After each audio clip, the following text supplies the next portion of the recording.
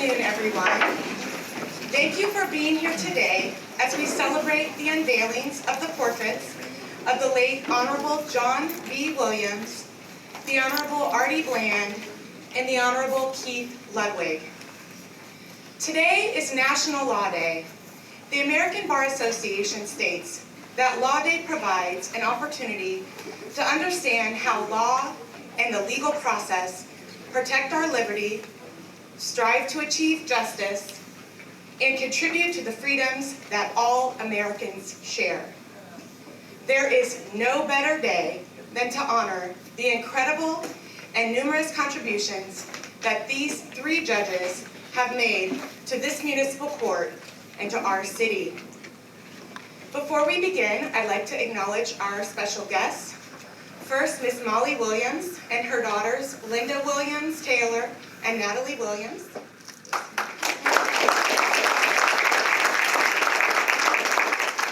The Honorable Becky J. W. Borthwick, Missouri Court of Appeals. And the Honorable Michael R. McAdam, retired judge, Kansas City Municipal Court. And now I would like to turn this over to the Honorable Mayor Quentin Lucas to make some remarks. It is such a tremendous honor on behalf of the City Council and the people of Kansas City to have the opportunity to recognize an exceptional set of not just judges but leaders in our community. One thing that I can note, and we just had a conversation a moment ago, when you think about the exceptional work that our municipal court judges have done, not just to provide justice to our community, but to provide second, sometimes third, and beyond opportunities to some of our litigants, to make sure that there's confidence in the law here in Kansas City, and to be, in my opinion, the most exceptional court, not just in this state, but in this country. I think about the judges that we are honoring today. I have the fortune to get to know each of them in different ways, and you'll hear from speakers later who talk about the relationships they have with all of them. But to know just briefly all of them. Judge Williams, whose family is here with us today, was someone who was always just an exceptional individual to spend time with, to learn from, to get advice from. And as a young lawyer, we all miss him, but we all learned a great deal from him. Judge Bland is someone who was famous throughout the community, providing his voice, his energy, his ambition to so many causes in Kansas City. Many of which related to the work that was done in this court, but much of it related to just being an inspiring mentor for men, for black men, for people in our community. And I thank you for that and your ongoing leadership in this regard. And Judge Ludwig was someone that I had the chance to get to talk to, and he was looking for this position. We got a chance to get to know each other, his commitment to the people here in Kansas City, throughout Western Missouri, and the outstanding work that he did through triumph, through tragedy, through challenges, both at the courts and in our community. So thank you so much, Your Honor, as well. The work that this court does is among the most important work that any vessel of government and city government does each day. You're the ones who our public gets to know. You are the government in many ways, and you deliver justice with fairness, with exceptional diligence, and may I say, with exceptional creativity. I thank you all so much for your commitment to the people of Kansas City and the state of Missouri. I'm honored that we have a chance to get to spend time with your family a little bit more today. And more than anything, know that we always welcome you back at City Hall, welcome you back here at courts, because we need those good ideas given all the challenges and the opportunities we face as a community. God bless you, we thank you, and we continue to wish you the very best. Thank you, Your Honor. I will start with an apology. I have this great speech. It's even easier to read on my iPad, which is in the parking garage. So bear with me, please. I will be looking down quite frequently. But first, before I go any further on this, I want to make sure this thing doesn't attack me. I want to say how much I'm pleased to be here today and how much I am pleased to be associated with the two gentlemen who are also going to be honored along with John Williams, the Honorable Ardie A and the Honorable Keith Ludwig. I worked with both of those gentlemen, with Ardie as a fellow judge on the court, and with some projects that we worked on together, and then also with Keith in his role as a prosecutor for the city. And both of them are of the highest quality. They have tremendous common sense, but also tremendous wisdom. And I'm just so happy that we're here today to celebrate their retirement and also their portrait unveiling along with Judge Williams. Now, I'm a numbers guy. And when I retired 9 years ago, I tried to calculate the number of people that I had run into over 27 and a half years of judging. And when you think about it, there's a lot of folks that come through the doors of this building. We have, of course, litigants, defendants. We have witnesses. We have police officers. We have social workers. We have probation officers. We have bail bonds people. We have members of the bar. Lots of folks go through these doors. My calculation 9 years ago was approximately 500,000 people I had contact with. And I can honestly say this today, that of those 500,000 people that I had contact with, John Williams was the one that had the greatest impact upon my life personally, as a friend, as a confidant, as an advisor. And I will also say, and I don't think I'm sticking my neck out too far, but I would think that during the course of his 20-year term as judge, that John Williams had the greatest impact on the city of Kansas City, Missouri as a judge, and obviously the operations of this court. A little bit about John, the details. He was selected by the mayor and the city council in May of 1995. I happened to be the presiding judge at the time, and was very happy, of course, when he was ultimately selected. He retired from the bench in August of 2015, so he put in over 20 years on the bench. Sadly, he passed away shortly after Thanksgiving in November of 2017. The first notable thing about John's judicial career that I want to mention to you is the fact that he was elected presiding judge 7 times. Now, to the average person, that doesn't mean much, but I can tell you this. I was presiding judge for 1 term of 2 years. I never wanted to do it again. I never did, because John did it. John was always willing to take on the tough jobs, the hard jobs, the dirty jobs. And you have to understand what the presiding judge of this court did back then. I'm not sure how it is now, Judge Walker, but it's probably a lot harder. But my guess is that it's similar. And the thing about being presiding judge is that you are the voice of the court. You are the spokesperson. You are the person the Kansas City Star calls out, or Channel 41, or Missouri Lawyers Weekly. And so therefore, you have to be Johnny on the spot and ready to give cogent answers quickly and also to protect the reputation of the court. But that's just the tip of the iceberg of the job of presiding judge. It's basically thankless. There's the tedium of endless meetings and even more endless paperwork following endless meetings.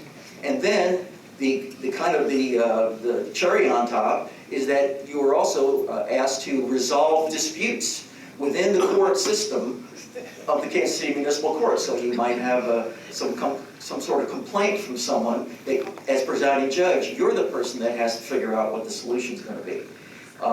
Migraine-inducing is not an unheard of term when it comes to being PJ.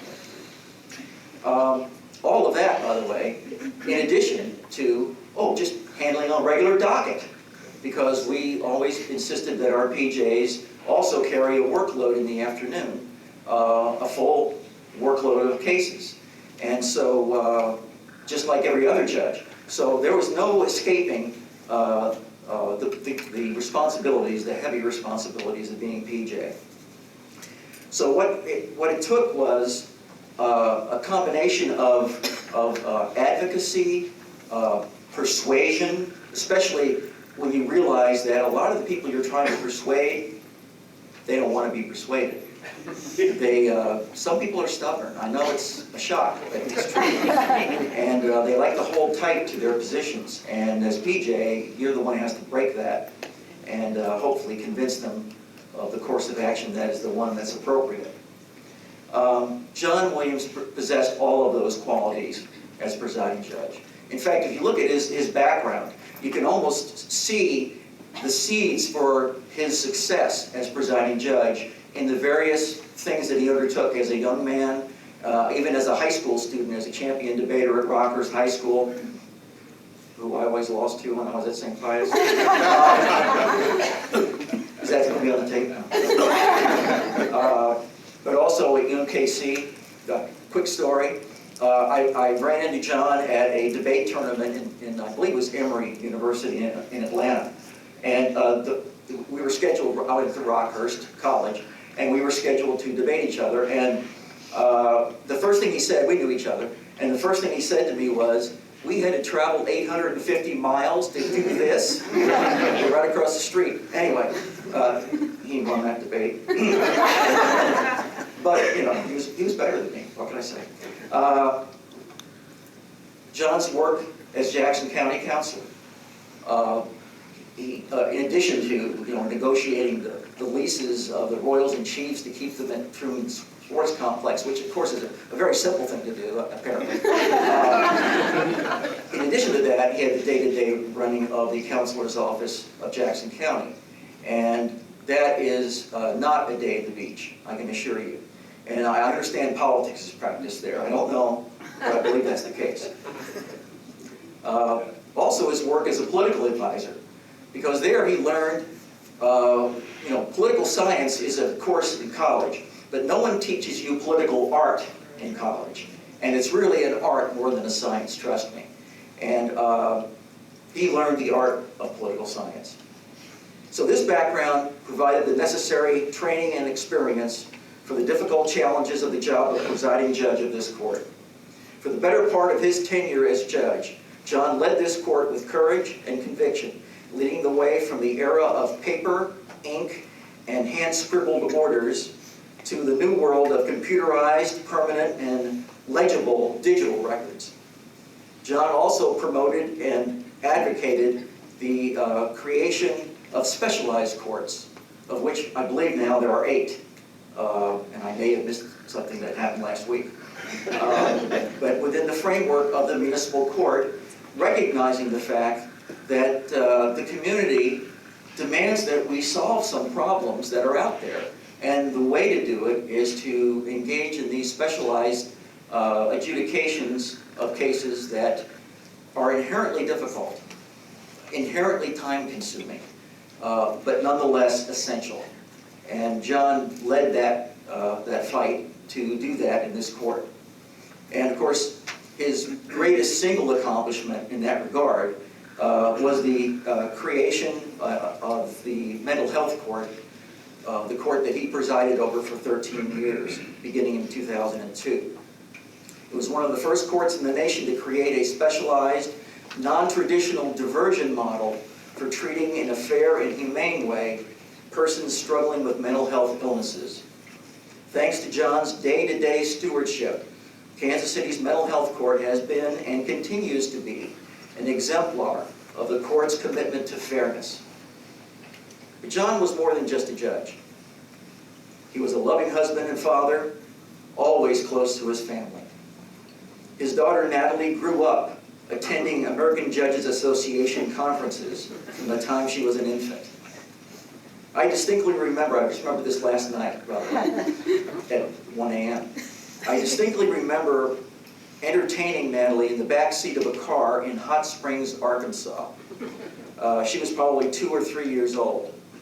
And we were laughing and giggling while Mom and Dad were in the front seat, having their own conversation, but nonetheless amazed at my repertoire of funny faces and funny sounds.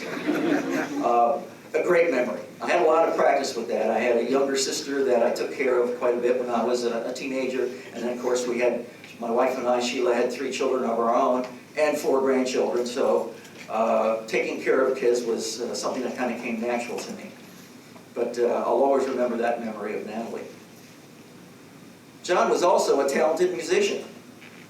I never imagined that his musical ability would play an important role in American Judges Association meetings. I introduced John to the AJA when he first became a judge in 1995. He became an active member of the association and ultimately served on its board of governors. When I was installed as the president of AJA in 2003, my first move was to appoint John to the executive committee so he could be my right-hand man in making any decisions that I was faced with. One of the joys of AJA conferences was finding a piano in the lobby of the conference hotel. And I don't know how that works now, I haven't been to one of those, but usually a nice hotel will have a piano in the lobby. And that meant that by the end of a long day of judicial education and AJA meetings, that John would lead us at the piano in a sing-along of old standards and show tunes. Some of my happiest memories of AJA meetings were those sing-alongs with judges from all over the US and Canada belting out Broadway hits, usually off-key. Shortly after John died, I nominated him for the Judge William H. Burnett Award, one of the highest accolades awarded by the American Judges Association.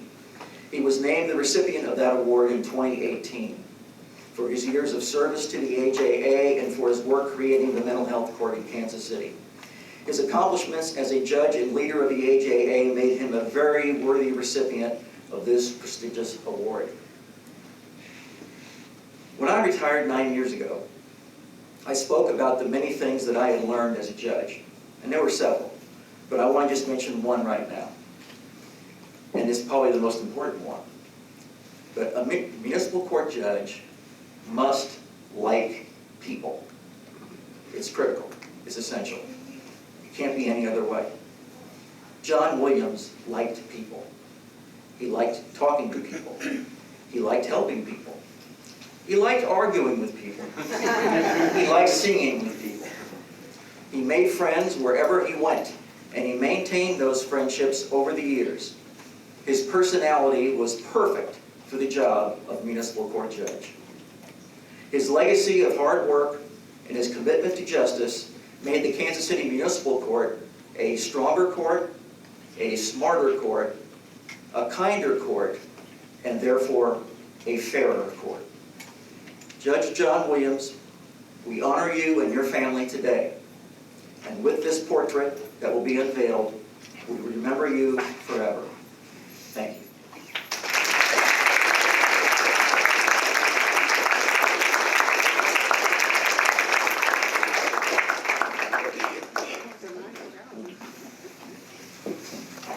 Thank you, Judge McAdam, for those wonderful words. I had the privilege of serving as prosecutor with Judge Williams in the mental health court, and he was a passionate change maker. And hearing Judge McAdam talk about his love of music reminded me of probably our most famous Christmas party at Municipal Court ever, where Judge LaBella and Judge Williams and I sang Rockin' Around the Christmas Tree. And it was a blast. There's still a tape of it somewhere. So thank you for that wonderful tribute, and I'm so glad to be honoring his legacy today. I would now invite Josh and Megan to unveil the portrait. On behalf of the Kansas City Municipal Court, I'm happy to unveil the portrait of John B. Williams.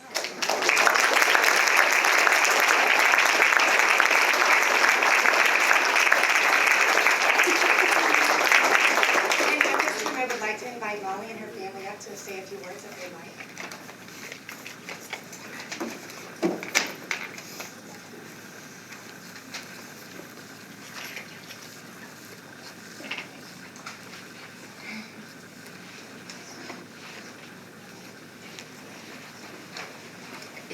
Hello. Thank you to everyone who's here today, joining with us in this very deserved honor for John. This is the third time I have stood in a courtroom in this courthouse involved in the celebration or an honorific for John. The first time in 1995 was for his swearing in. Linda and I got to put his judge's robe on him for the very first time. And many of you were here for that day. Sorry, Natalie, you were not even a twinkle yet.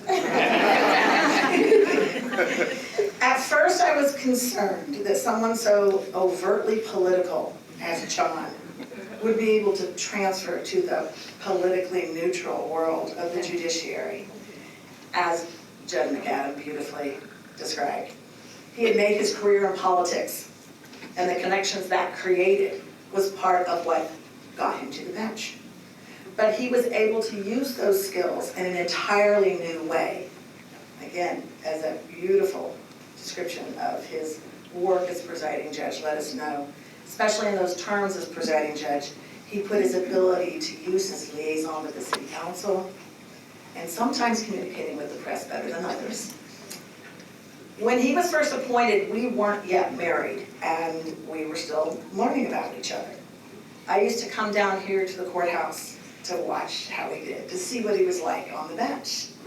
Back in those days, courtroom A, much like this one, was much larger than it is now. And I could sit in the back rows and not be seen from the front. I was in awe of the calm, compassionate, patient man I saw on the bench.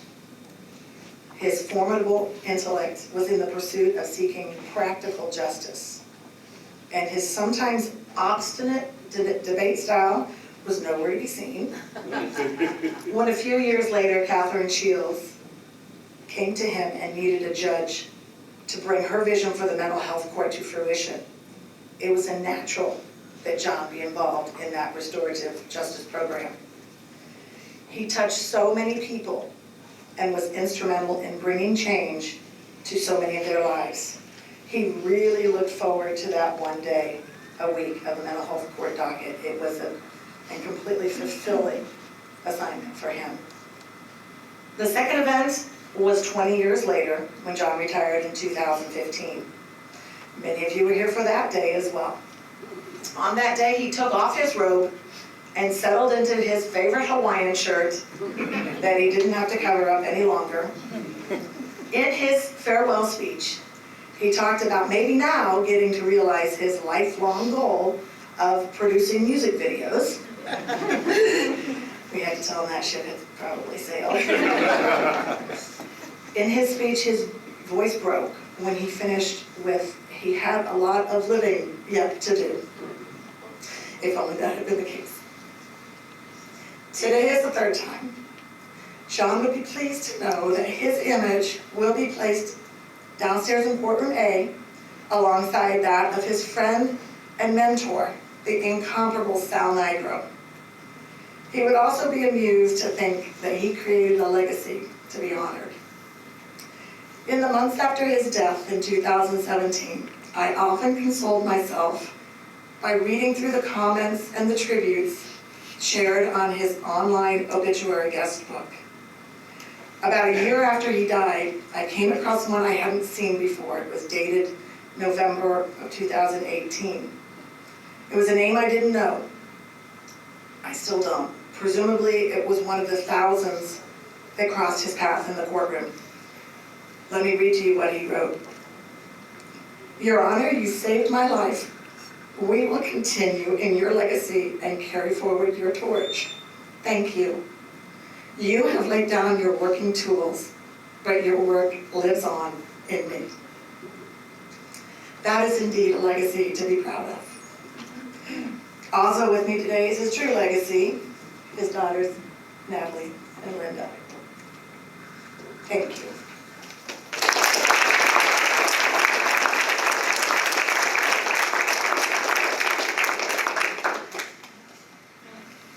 Hello everyone. It's wonderful to see so many familiar faces. As many of you know, I've spent years coming to this courthouse with my dad, and I'm honored to stand up here and celebrate his work with all of you. I would always get so excited on the Saturday mornings that he would bring me to court. I would get to ride the big escalator. I wrote this before coming here, I didn't realize it was stairs now. I would stop and say hi to all my favorite judges, and I get to play with the stamps under the bench. I got to see a lot from there, and I'm very, very grateful for the insight that it gave me into both the man that my dad was and to the world around me. I got to see not only the passion, intelligence, and wit that was present in everything he did, but I also saw his patience, compassion, and thoughtfulness. He really was a natural. And it's amazing to think about the fact that this wasn't even his first choice career. Some of you may know that he originally decided that he wanted to study theater. He was an incredibly talented actor and musician, but practicality won that battle, and turns out he was just as gifted as a lawyer, politician, and judge. Truthfully, I think he could have excelled at anything that he wanted to do in life, and I know that that feeling was mutual. As excited as he was to share his career with me, he was just as enthusiastic about mine. I remember when I was applying to colleges and exploring the dreaded question of what do I want to be when I grow up. He would always meet my concerns with a simple, you know, I don't even know what I want to be when I grow up.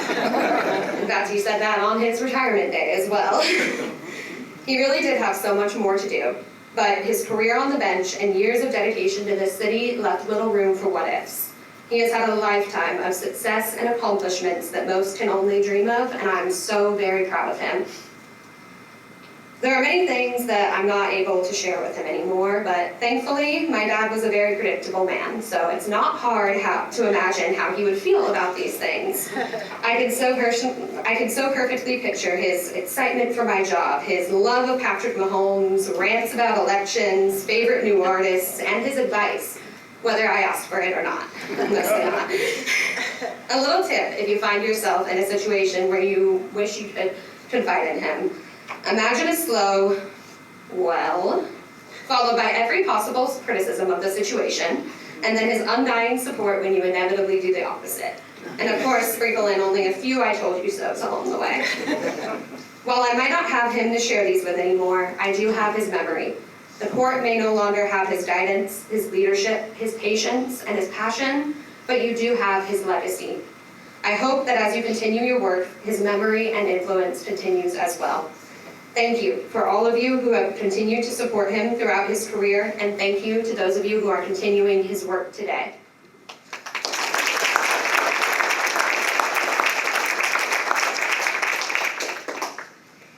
So this is no surprise that this portrait, compared to others you may have seen, is larger than life, as was my father.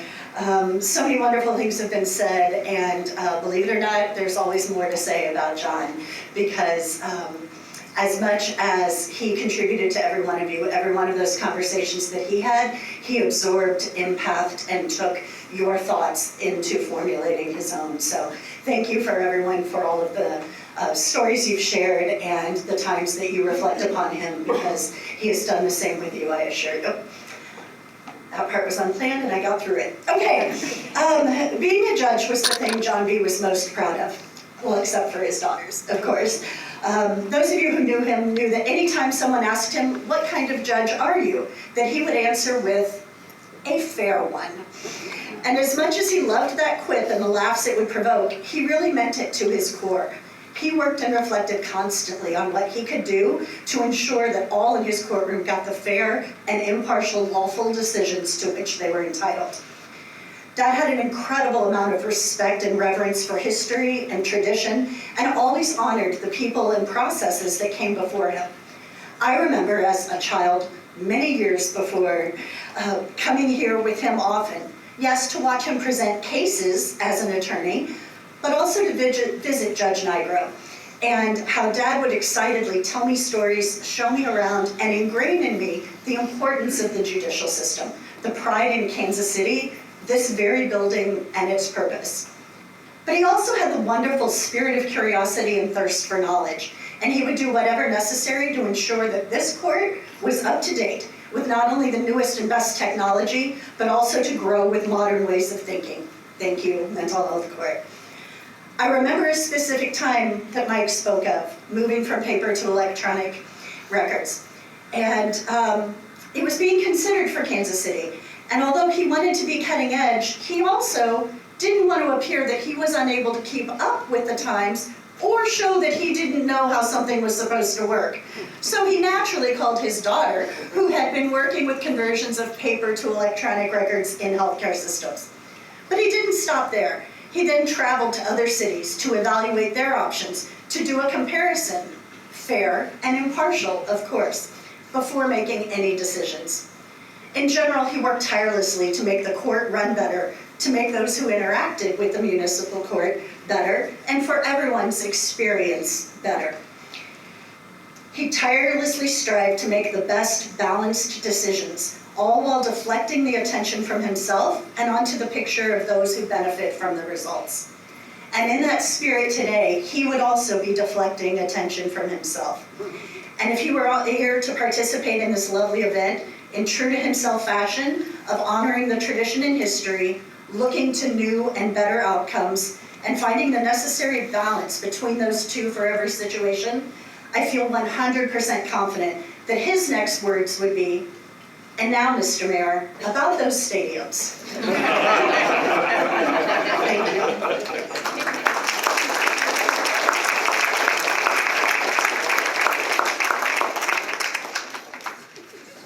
Thank you so much. What wonderful memories that this provokes. I appreciate all of those sentiments. Thank you for sharing. I would next like to invite the Honorable Becky J.W. Borthwick to come forward to speak about the Honorable Ardie A.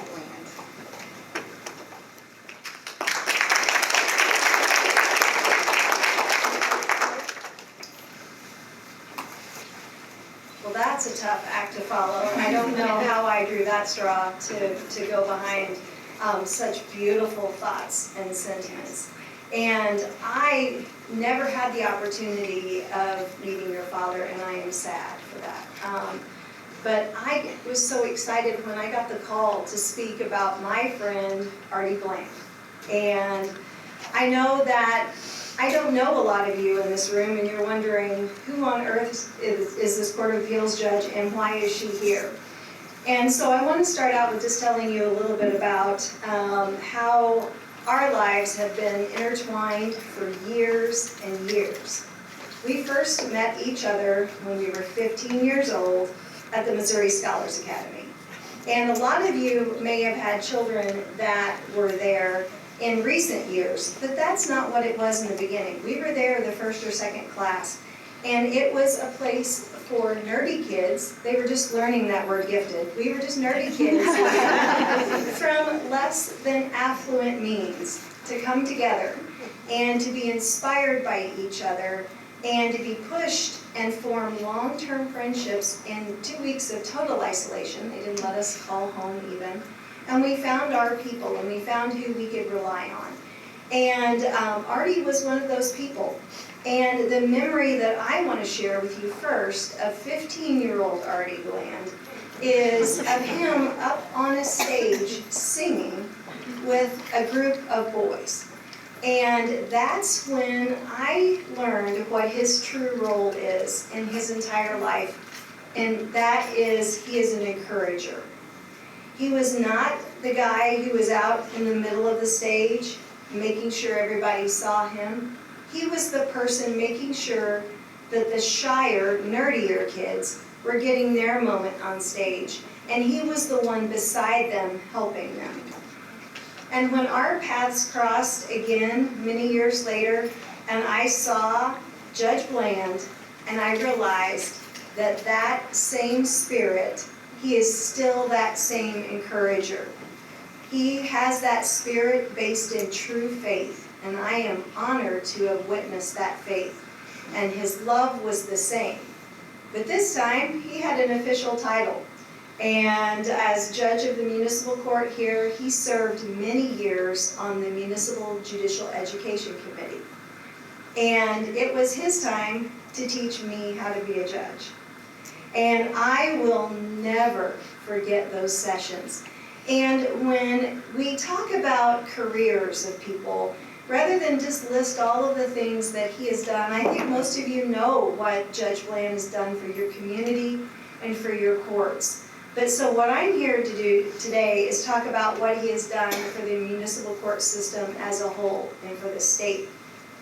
I could not even find the number of judges that he has taught to be judges.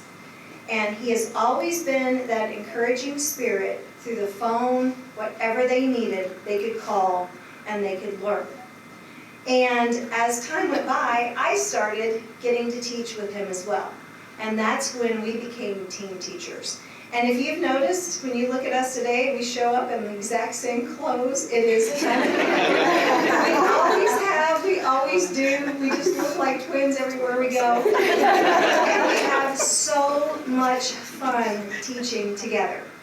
And as part of that, I started trying to steal him down to Springfield, which he called Kansas City South, by the way. He did not call it Springfield ever. And so as we were bringing him down there to teach, we started having Ardie parties.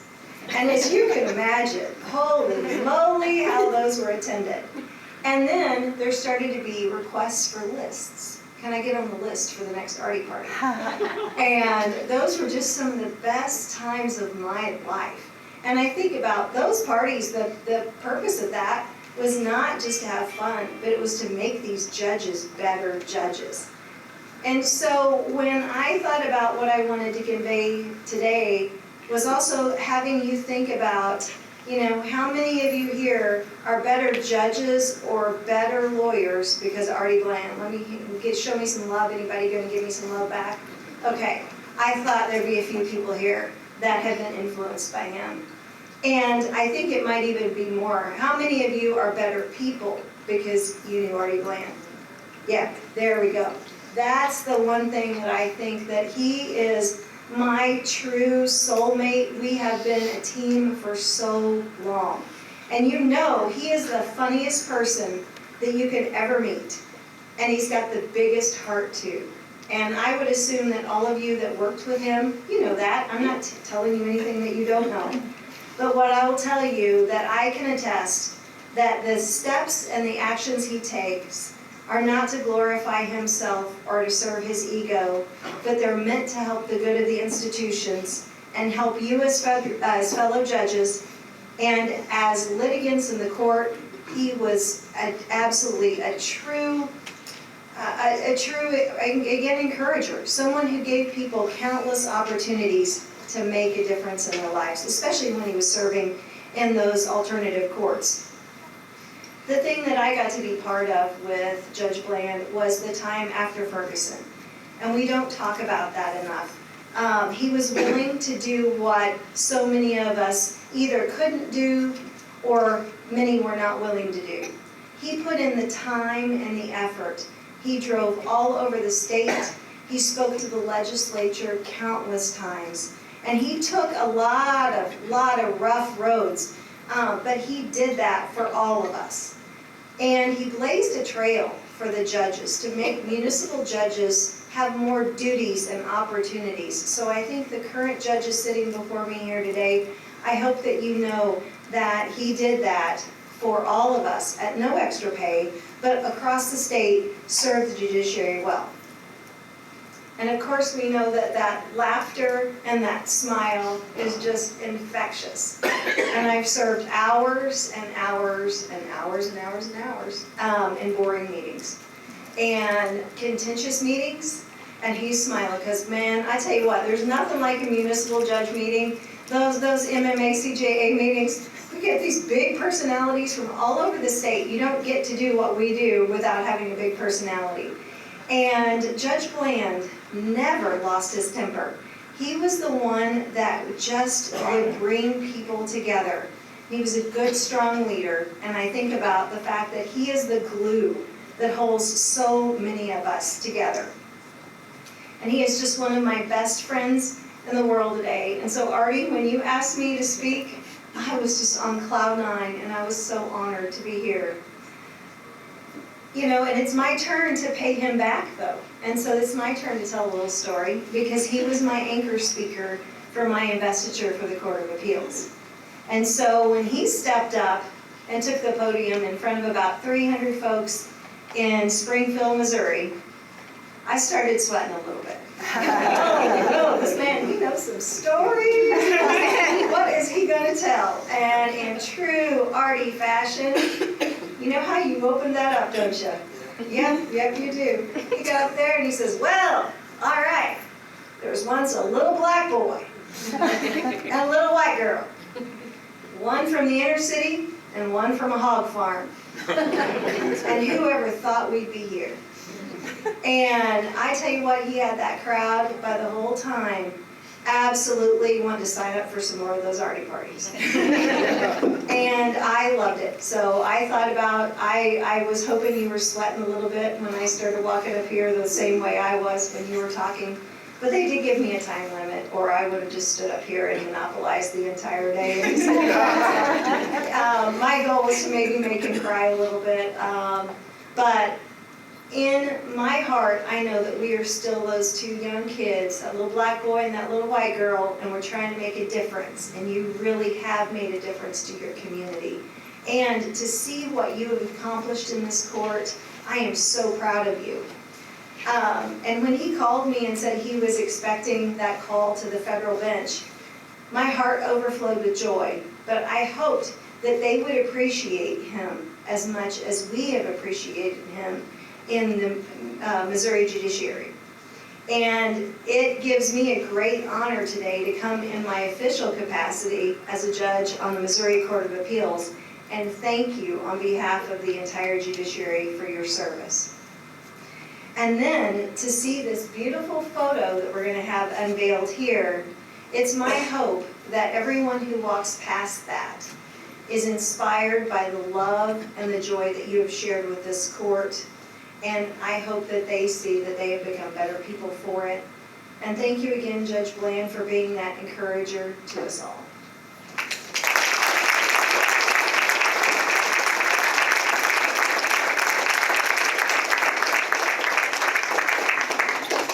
Thank you, Judge Ludwig. I had the privilege of working with Judge Bland first as a prosecutor and then as a colleague. And I thought he would be presiding judge for forever. I was definitely hoping for that. It was so comforting to have him in that role because he was involved in so many things across the state that we were always ready at the municipal court. When things happened in Ferguson, we were already prepared. We were already getting ready for the things because he was engaged and knew what to do to prepare. And honestly, it has saved our court on countless occasions that when things were going down in other courts, we were already ready. We were already prepared. And so when he left, it was a blow. Everyone was like, how are we going to make it without Judge Bland? But fortunately, Judge Bland continues to play a role in the municipal court system. He continues to be on the Municipal Judge Education Committee. And he's at the lay conference for the MMAJCA. He's the type of person that's only a phone call away at all times. And it's so great to see you here today. And I'm glad to honor your legacy. I would now like to invite Judge Bland up to say a few words. Oh, first we have to do the unveiling, sorry. And then Judge Bland. On behalf of the municipal court, I'm proud to unveil the portrait of Judge Bland.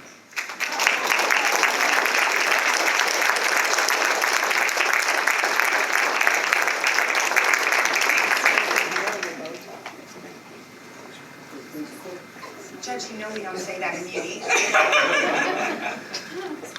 The test of a man is the fight that he makes, the grit that he daily shows, the way that he stands upon his feet and takes life's numerous bumps and blows. A coward can smile when there's naught to fear, and nothing his progress bars. But it takes a man to stand and cheer while the other fellow stars. It isn't the victory after all, but the fight that a brother makes. A man, when driven against the wall, still stands erect and takes the blows of fate with his head held high. Bleeding and bruised and pale is the man who will win with fate defied, for he isn't afraid to fail. I say that because while I was here at the municipal court, anyone who knew me knew that I was the type of judge that was not afraid to fail. I was willing to try any pilot program. Some of you know, going way back in, and Kathy and some of the others, I was going to try anything if it meant that we were going to help the people out. I think about, before I even go too far, I have to thank all of you, and I won't say that worked for me, but worked with me. If you're out there, just stand up for a second, because I'd like to just acknowledge you. If you were a clerk for me at any time, or bailiff for me at any time,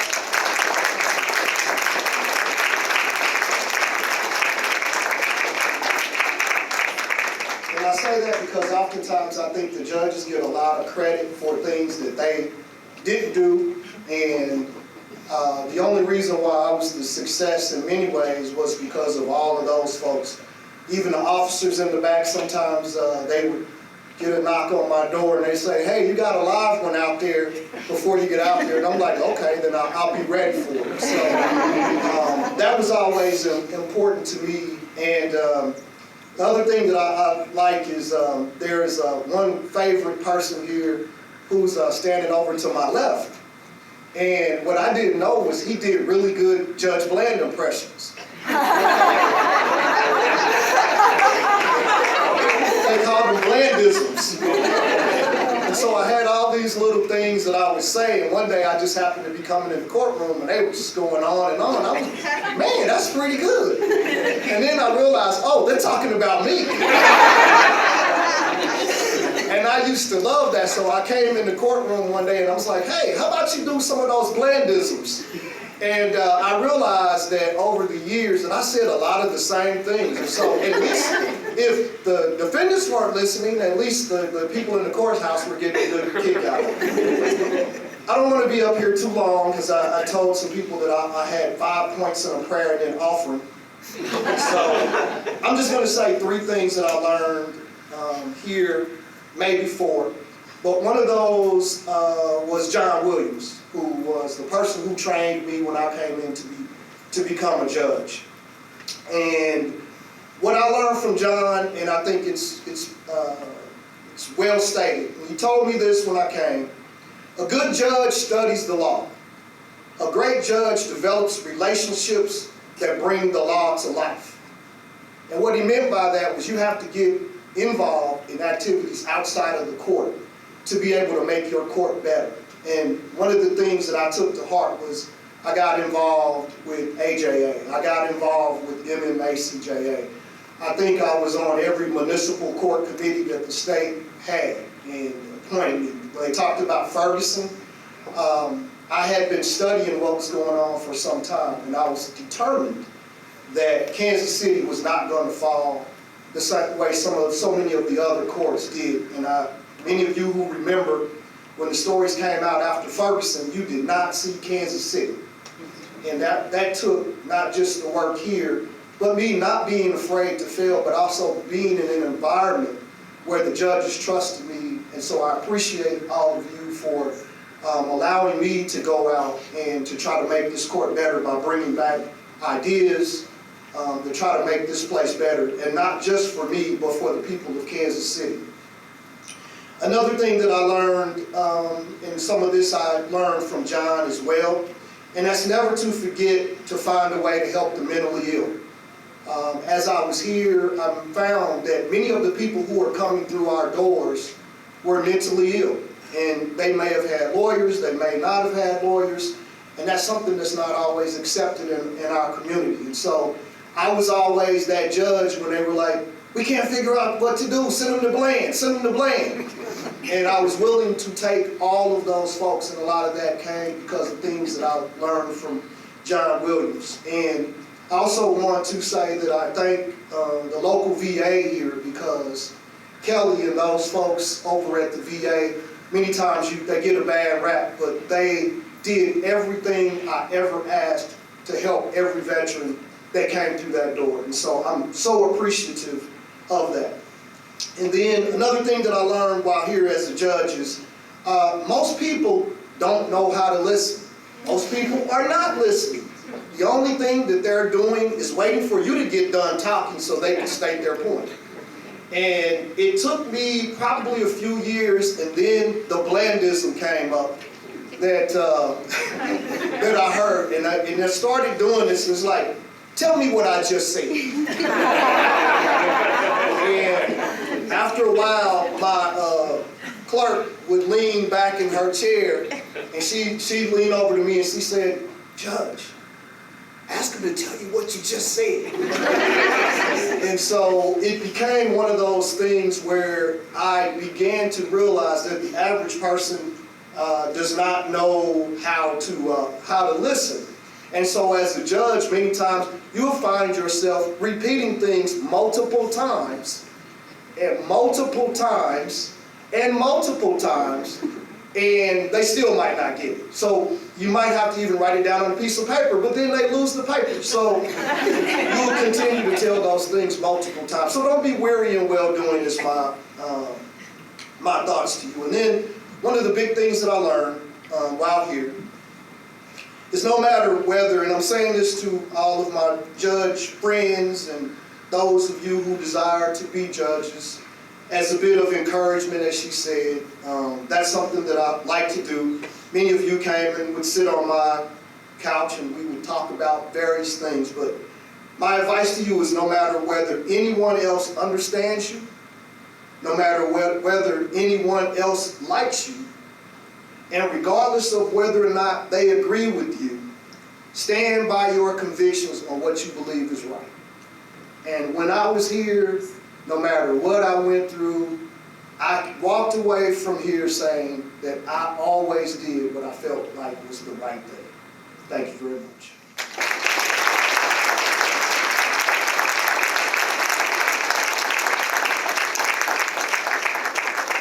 Thank you, Judge Bland. Those words of encouragement got me through a lot of tough times. So thank you for all that you've done here at the Municipal Court and all you continue to do. All right, I have now been invited by Judge Ludwig. I have the privilege of making a few remarks about him. Thank you so much for asking me to speak. I'm honored. Judge Ludwig was appointed in 2015, and he had a background both as a prosecutor and a public defender, also in private practice, just perfectly set up for being a municipal court judge. But really, regardless of what background he came from, his personality and temperament makes him a born judge. When I first started working with Judge Ludwig, a colleague of mine told me that he was a scholar and a gentleman. That's an idiom that refers to an admirable and intelligent man, and I think there's no better phrase to describe Judge Ludwig. Keith is my friend.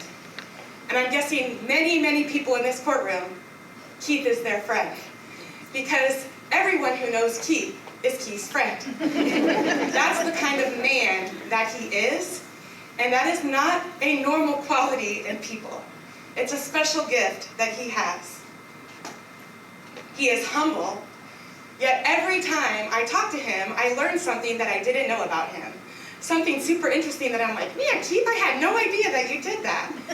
Because he is humble and he doesn't talk a lot about all the accomplishments that he's had in his life and all the work that he's done in our community. He's calm, he listens, he treats everyone with respect. He brought this to our bench, and he continues to be a valued member of our municipal court team, and we are grateful for it. Thank you for your contribution to our court and our city.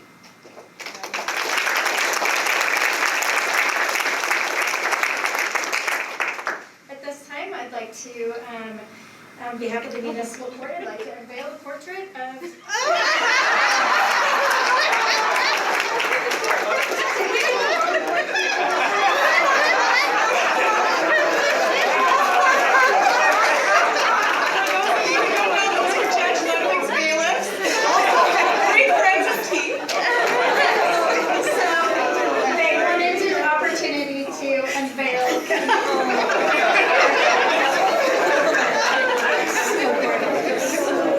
That was the one for your house.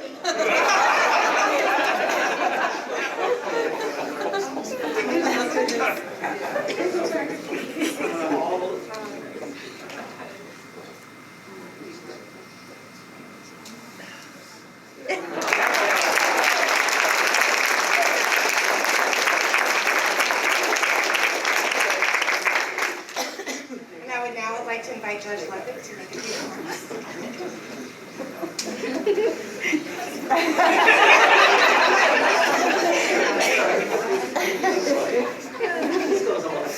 I like the first one better. That really was a surprise. Because, quite frankly, I had thoughts of doing that. And hearing the gasp. But I wasn't able to pull that off in that large format. Just so you know, I was going to wrap up telling you this is what you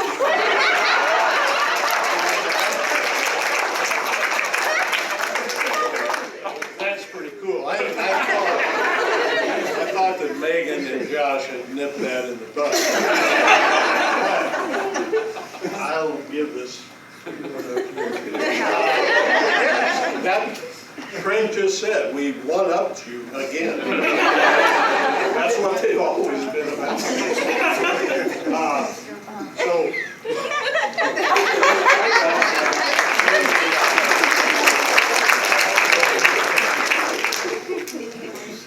For the court employees that are in the room, that comes as no surprise. These two have to hog the attention. Again, it comes as no surprise to the people that work here at the court. So, I want to be quick. I want to thank Megan and Josh for doing this,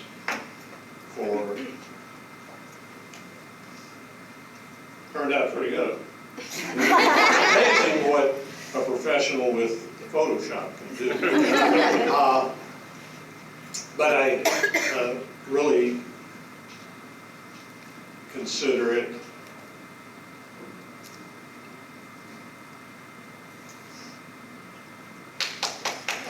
always had this problem, right?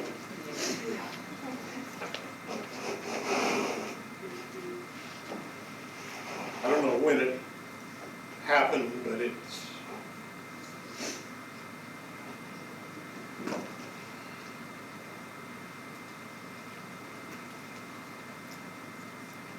just sometimes I really feel things.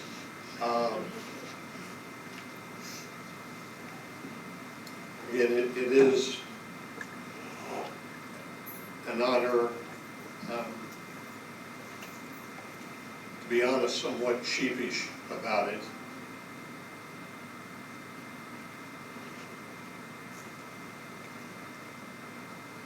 We're talking about judges that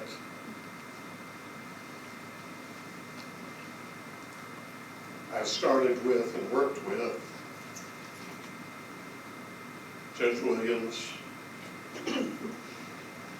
Judge McAdam. I practiced in front of them as a prosecutor.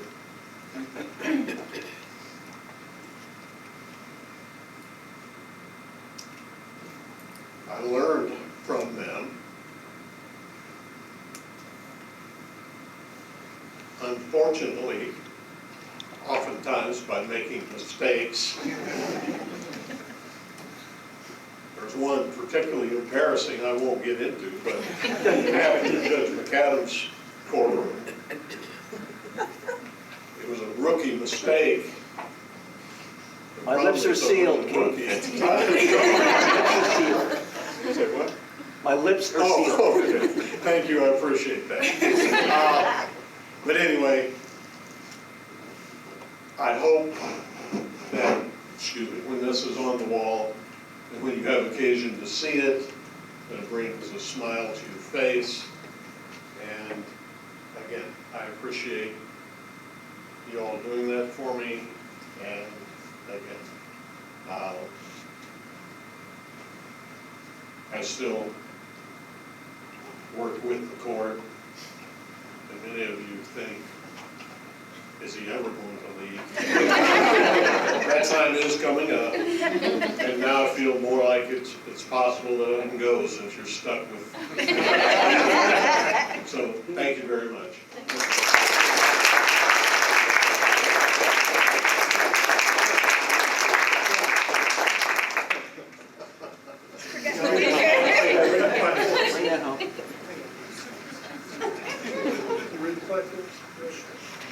Oh, okay. Again, now these two, I don't know what this is.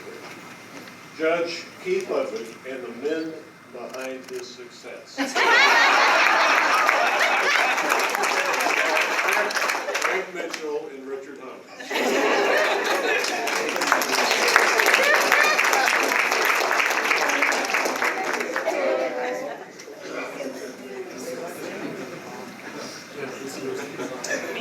Keith, you're the best. Don't ever go. Stay. We're glad to have you here for sure. He's helped so much. We just transitioned to show-me courts. I know many people in here have had to go through that. Judge Ludwig was instrumental in that process. It was a nightmare having him here, made it better, and helped us to get through it. Yeah, he continues to contribute to everything we're doing. Thank you all for joining us today to celebrate the unveiling of these portraits of our esteemed Kansas City Municipal Court judges. These judges symbolize the continued evolution of municipal court. We have gone beyond just collecting fines. We meet people where they are at, we hear them, and we try to offer solutions. It is only appropriate that these legacies be memorialized as a reminder of these principles. Thank you again all for joining us today. Please stay for cake and punch in honor of Judge Williams. Court is adjourned.